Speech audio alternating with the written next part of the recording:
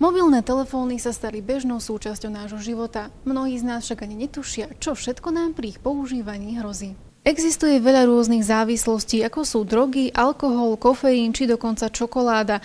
Najnovšou diagnózou, ktorá pribudla do zoznamu chorôb, je tzv. No mobile phobia, teda závislosť na mobilnom telefóne. Jej príznaky sú jasné: stres a úzkosť, ak nemáme po ruke svoje mobilné zariadenie.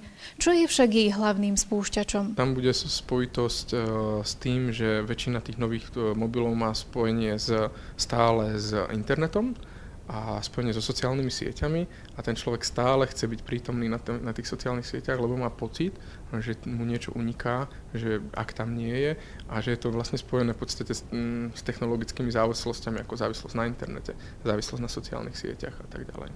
Podľa prieskumov až 41% používateľov vlastní minimálne 2 telefóny či tablety. Ak aj vy patríte k typu ľudí, ktorí neustále kontrolujú svoj mobil, mali by ste spozornieť. Najohrozenejšou skupinou sú práve študenti, ktorí tak strácajú osobný kontakt so svojím okolím a ich svet nadobúda virtuálne prvky. Aj v tomto prípade však existuje možnosť prevencie. Myslím si, že aktívne trávenie voľného času.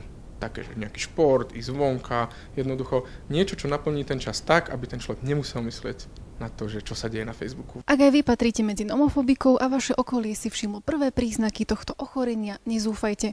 Na výber máte z 2 možností: buď odložiť telefón, alebo navštíviť odborníka. Pre televíziu Unika Zuzana Budzáková.